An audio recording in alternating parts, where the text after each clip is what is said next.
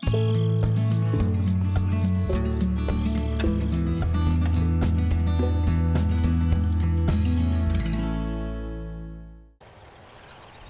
to Thueringer for Farming Simulator 15. We now continue in our reading of The Octopus, A Story of California by Frank Norris. In Book 2, Chapter 2. Annixter got up and, descending from the porch, began to walk aimlessly about between the ranch buildings with eye and ear alert. Possibly he might meet her somewheres. The tree's little house, toward which inevitably Annixter directed his steps, was dark. Had they all gone to bed so soon? He made a wide circuit about it, listening, but heard no sound. The door of the dairy house stood ajar. He pushed it open and stepped into the odorous darkness of its interior. The pans and deep cans of polished metal glowed faintly from the corners and from the walls. The smell of new cheese was pungent in his nostrils. Everything was quiet.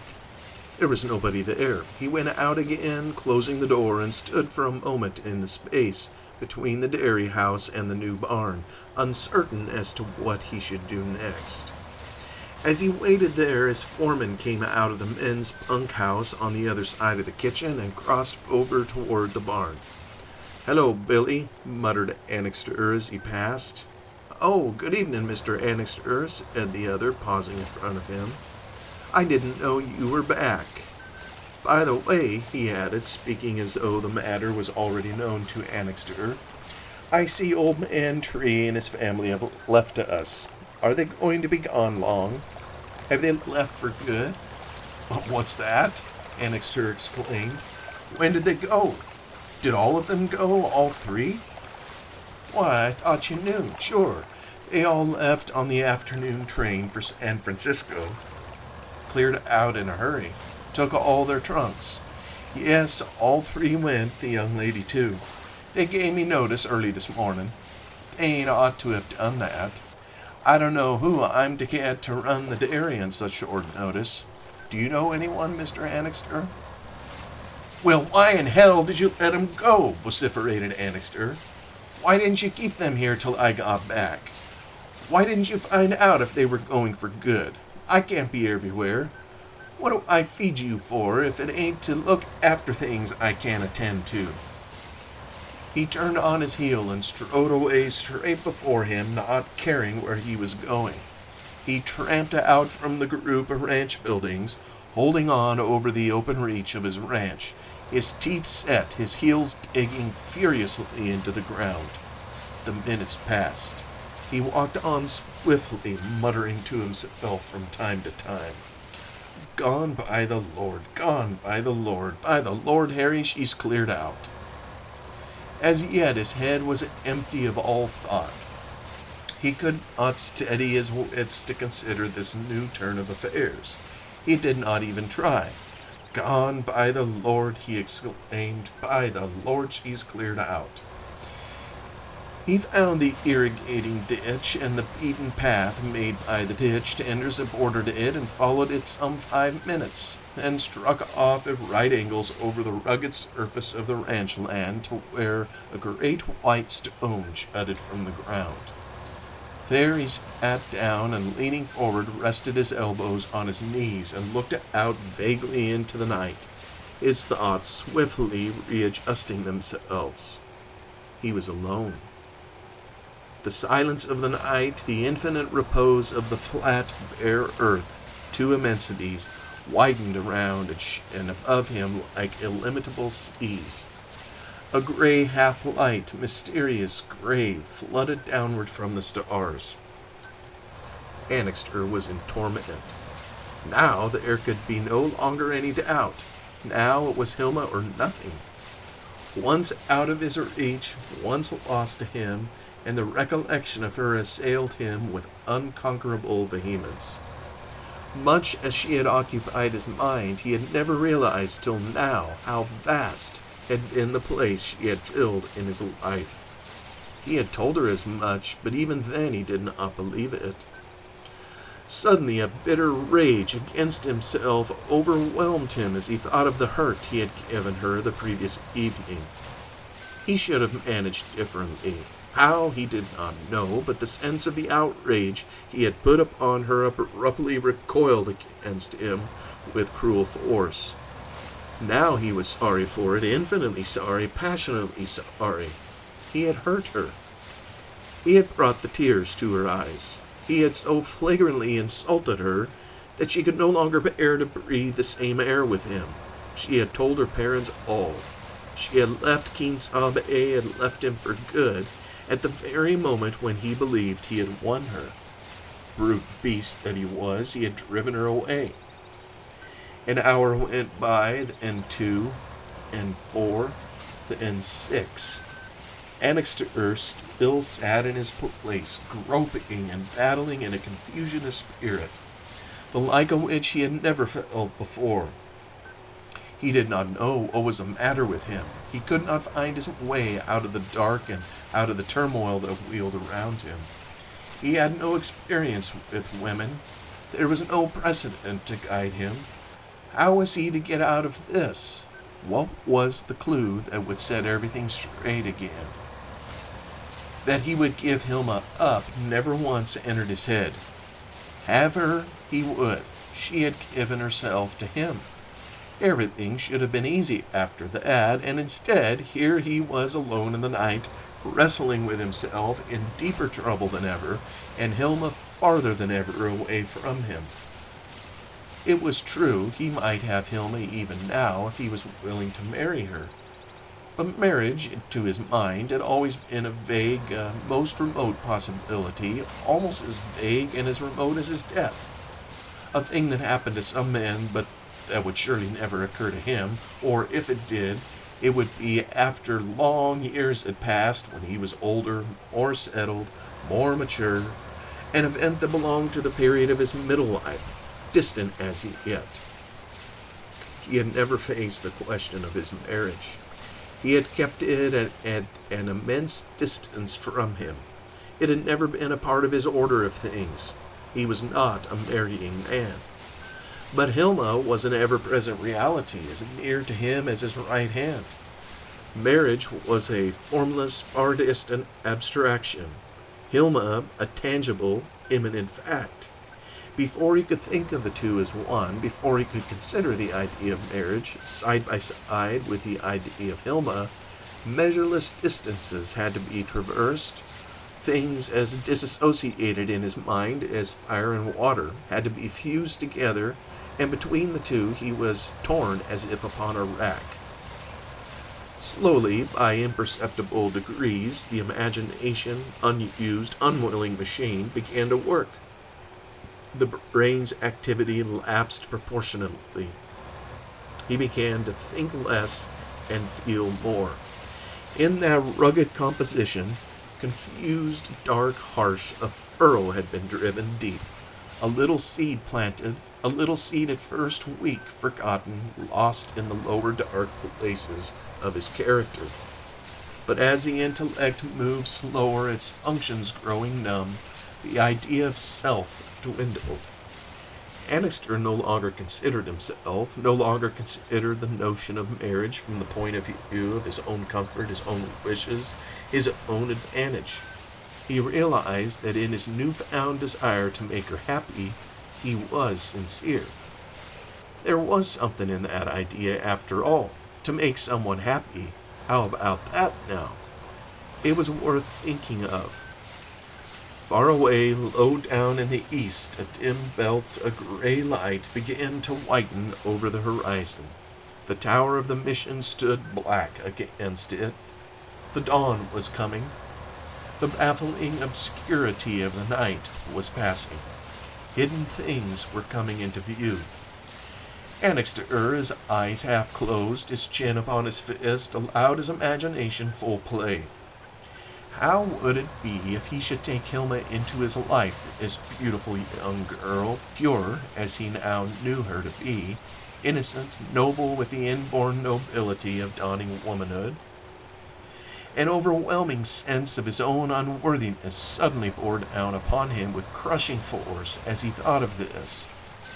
He had gone about the whole affair wrongly. He had been mistaken from the very first. She was infinitely above him. He did not want, he should not desire to be the master. It was she, his servant, poor, simple, lowly even, who should condescend to him.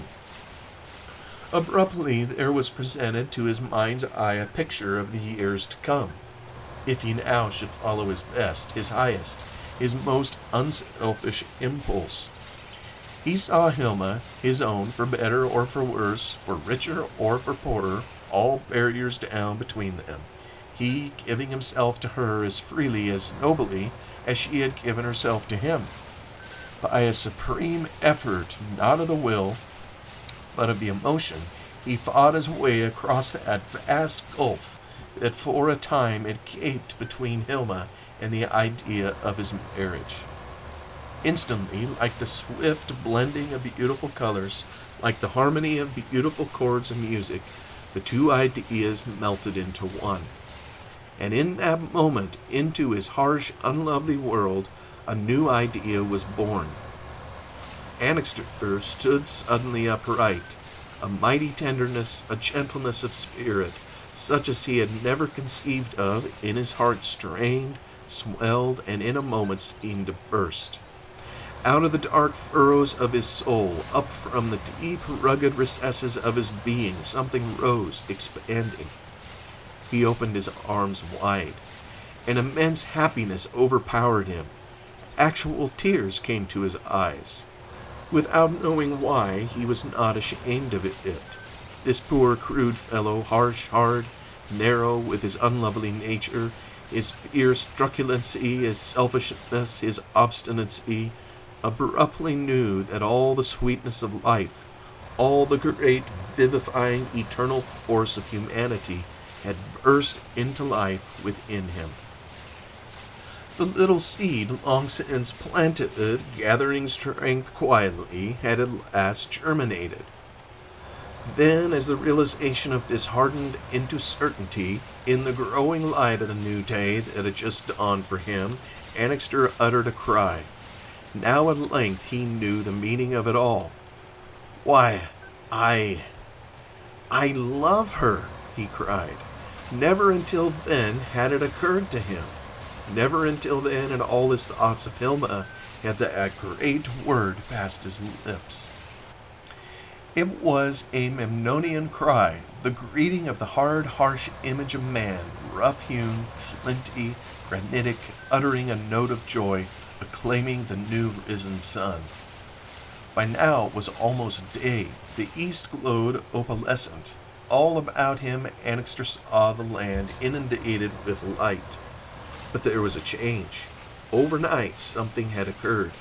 In his perturbation, the change seemed to him at first elusive, almost fanciful, unreal. But now as the light spread, he looked again at the gigantic scroll of Evangelines unrolled before him from edge to edge of the horizon. The change was not fanciful, the change was real. The earth was no longer bare. The land was no longer barren, no longer empty, no longer dull brown. All at once, Annixter shouted aloud. There it was, the wheat, the wheat. The little seed long planted, germinating in the deep, dark furrows of the soil, straining, swelling, suddenly in one night had burst upward to the light. The wheat had come up. It was there before him, around him, everywhere, illimitable, immeasurable. The winter brownness of the ground was overlaid with a little shimmer of green. The promise of the sowing was being fulfilled. The earth, the loyal mother, who never failed, who never disappointed, was keeping her faith again. Once more the strength of nations was renewed. Once more the force of the world was revivified. Once more the tightened, benignant calm stirred and woke, and the morning abruptly blazed into glory upon the spectacle of a man whose heart leaped, exuberant with the love of a woman. and an exulting earth gleaming transcendent with the radiant magnificence of an inviolable pledge. Chapter 3. Presley's room in the ranch house of Los Muertos was in the second story of the building. It was a corner room, one of its windows facing the south, the other the east. Its appointments were of the simplest. In one angle was the small white painted iron bed covered with a white counterpane. The walls were hung with a white paper figured with knots of pale green leaves, very gay and bright. There was a straw matting on the floor. White muslin half-curtains hung in the windows, upon the sills of which certain plants, bearing pink waxen flowers, of which Presley did not know the name, grew in oblong green boxes. The walls were unadorned save by two pictures, one a reproduction of the reading from Homer, the other a charcoal drawing of the Mission of San Juan de Guadalajara, which Presley had made himself. By the east window stood the plainest of deal tables, innocent of any cloth or covering, such as might have been used in a kitchen. It was Presley's work table, and was invariably littered with papers, half-finished manuscripts, drafts of poems, notebooks, pens, half-smoked cigarettes, and the like. Near at hand upon a shelf were his books. There were but two chairs in the room. The straight-backed wooden chair that stood in front of the table, angular, upright, and in which it was impossible to take one's ease, and the long, comfortable wicker steamer chair stretching its length in front of the south window. Presley was immensely fond of this room. It amused and interested him to maintain its air of rigorous simplicity and freshness. He abhorred cluttered bric-a-brac and meaningless objects d'art. Once in so often he submitted his room to vigorous inspection, setting it to rights, removing everything but the essentials, the few ornaments which, in a way, were part of his life. His writing had by this time undergone a complete change. The notes for his great Song of the West, the epic poem he once had hoped to write, he had flung aside, together with all the abortive attempts at its beginning. Also, he had torn up a great quantity of fugitive verses, preserving only a certain half-finished poem that he called The Toilers. This poem was a comment upon the social fabric, and had been inspired by the sight of a painting he had seen in Cedarquist's art gallery. He had written all but the last verse. On the day that he had overheard the conversation between Dyke and Caraher in the latter's saloon, which had acquainted him with the monstrous injustice of the increased tariff, Presley had returned to Los Muertos, white and trembling, roused to a pitch of exultation, the likes of which he had never known in his life. His wrath was little short of even Caraher's. He, too, saw red. A mighty spirit of revolt heaved tumultuous within him. It did not seem possible that this outrage could go on much longer. The oppression was incredible. The plain story of it, set down in truthful statement of fact, would not be believed by the outside world. He went up to his little room and paced the floor with clenched fists and burning face, till at last the repression of his contending thoughts all but suffocated him, and he flung himself before his table and began to write. For a time his pen seemed to travel of itself. Words came to him without searching, shaping themselves into phrases. The phrases building themselves up to great, forcible sentences full of eloquence, of fire, of passion. As his prose grew more exalted, it passed easily into the domain of poetry. Soon the cadence of his paragraphs settled to an ordered beat and rhythm, and in the end Presley had thrust aside his journal and was once more writing verse. He picked up his incomplete poem of The Toilers, read it hastily a couple times to catch its swing. Then the idea of that last verse, the idea for which he so long had sought in vain, abruptly springing to his brain, wrote it off without so much as replenishing his pen with ink. He added still another verse, bringing the poem to a definite close, resuming its entire conception, and ending with a single majestic thought, simple, noble, dignified, absolutely convincing. Presley laid down his pen and leaned back in his chair with the certainty that for one moment he had touched untrod heights. His hands were cold, his head on fire, his heart leaping tumultuous in his breast. Now at last he had achieved. He saw why he had never grasped the inspiration for his vast, vague, impersonal Song of the West. At the time when he sought for it, his convictions had not been aroused. He had not then cared for the people. His sympathies had not been touched. Small wonder that he had missed it. Now he was of the people. He had been stirred to his lowest depths. His earnestness was almost a frenzy. He believed, and so to him all things were possible at once. Then the artist in him reasserted itself. He became more interested in his poem as such than in the cause that had inspired it. He went over it again, retouching it carefully, changing a word here and there, and improving its rhythm. For a moment he forgot the people, forgot his rage, his agitation of the previous hour. He remembered only that he had written a great poem. And doubt intruded. After all, was it so great? Did not its sublimity overpass a little the bounds of the ridiculous? Had he seen true? Had he failed again? He reread the poem carefully, and it seemed all at once to lose force. By now, Presley could not tell whether what he had written was true poetry or doggerel. He distrusted profoundly his own judgment. He must have the opinion of someone else, someone competent to judge. He could not wait. Tomorrow would not do. He must not know to a certainty before he could rest at night. He made a careful copy of what he had written, and putting on his hat and laced boots, went downstairs and out upon the lawn, crossing over to the stables. He found Phelps there washing down the buckboard.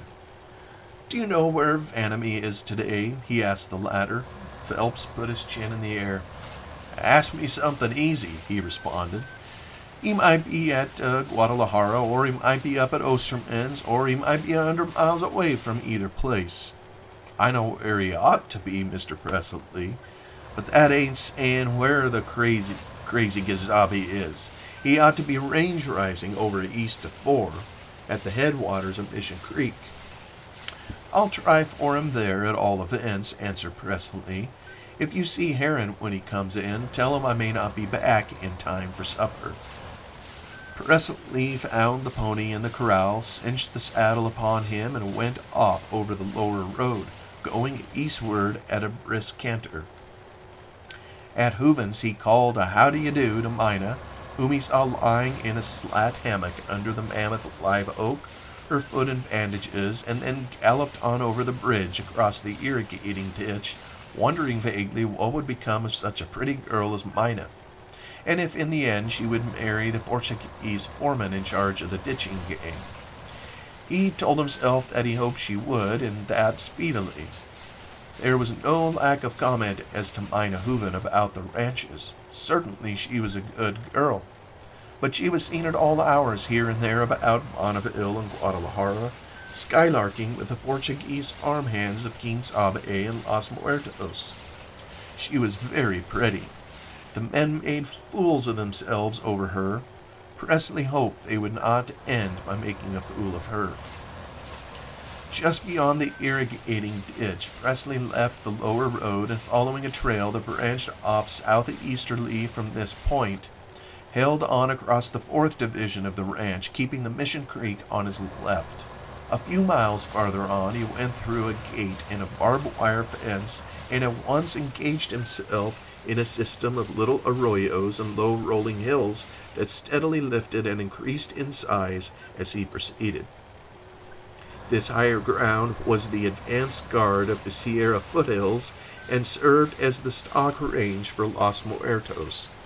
The hills were huge, rolling hummocks of bare ground covered only by wild oats. At long intervals were isolated live oaks. In the canyons and arroyos, the chaparral and manzanita grew in dark olive-green thickets. The ground was honeycombed with gopher holes, and the gophers themselves were everywhere. Occasionally a jackrabbit bounded across the open from one growth of chaparral to another, taking long leaps, his ears erect. High overhead a hawk or two swung at anchor, and once, with a startling rush of wings, a covey of quail flushed from the brush at the side of the trail. On the hillsides, in thinly scattered groups, were the cattle, grazing deliberately, working slowly toward the water holes for their evening drink. The horses keeping to themselves, the colts nuzzling at their mothers' bellies, whisking their tails, stamping their unshod feet. But once in a remoter field, solitary, magnificent, enormous, the short hair curling tight upon his forehead, his small red eyes twinkling, his vast neck heavy with muscles, Presley came upon the monarch, the king, the great Durham bull, maintaining his lonely state, unapproachable, austere. Presley found the one-time shepherd by a water-hole in a far distant corner of the range. He had made his simple camp for the night. His blue-eyed army blanket lay spread under a live oak. His horse grazed near at hand. He himself sat on his heels before a little fire of dead manzanita roots, cooking his coffee and bacon. Never had Presley conceived so keen an impression of loneliness as his crouching figure presented. The bald, bare landscape widened about him to infinity. Vanamee was a spot in it all, a tiny dot, a single atom of human organization, floating endlessly on the ocean of an illimitable nature. The two friends ate together, and Vanamee, having snared a brace of quails, dressed and then roasted them on a sharpened stick.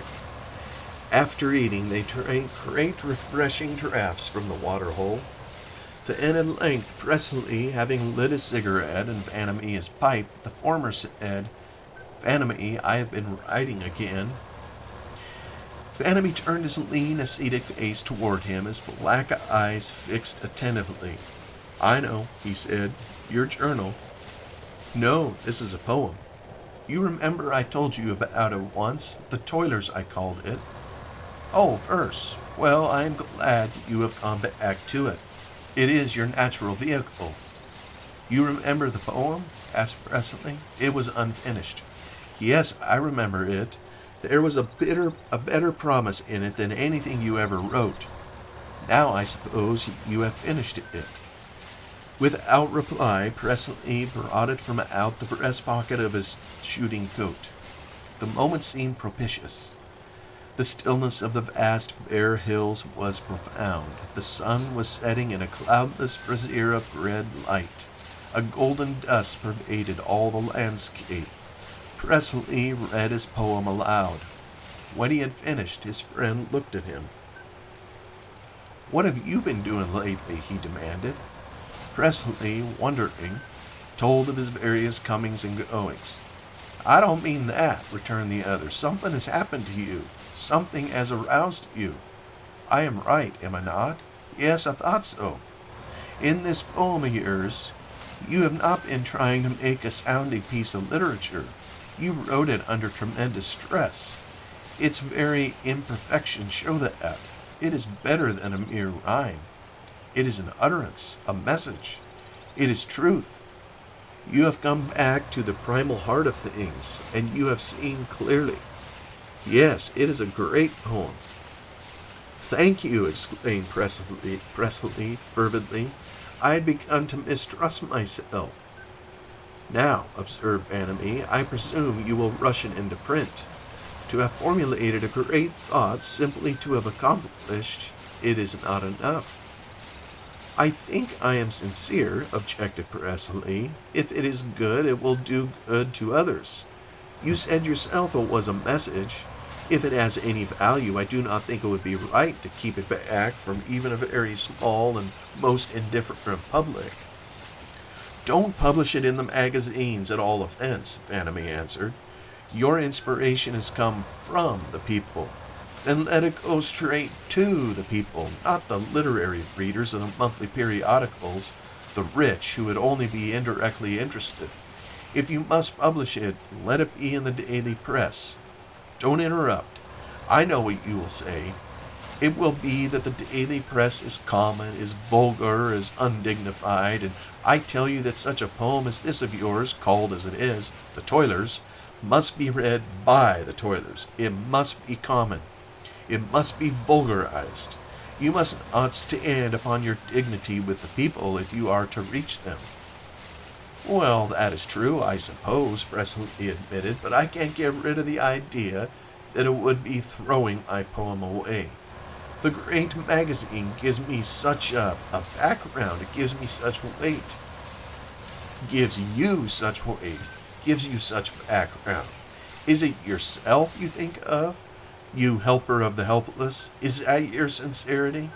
You must think yourself, must forget yourself in your own desire of fame, of admitted success. It is your poem, your message, that must prevail, not you who wrote it. You preach a doctrine of abnegation, of self-obliteration, and you sign your name to your words as high on the tablets as you can reach, so that all the world may see not the poem but the poet. Presently, there are many like you. The social reformer writes a book on the iniquity of the possession of land, and out of the proceeds buys a corner lot. The economist who laments the hardships of the poor allows himself to grow rich upon the sale of his book. But presently could hear no further. No, he cried, I know I am sincere, and to prove it to you, I will publish my poem, as you say, in the daily press, and I will accept no money for it. They talked on for about an hour while the evening wore away. Presley very soon noticed that Vanamy was again preoccupied. More than ever of late, his silence, his brooding had increased. By and by he rose abruptly, turning his head to the north, in the direction of the mission church of San Juan. I think, he said to Presley, that I must be going. Going? Where to at this time of night?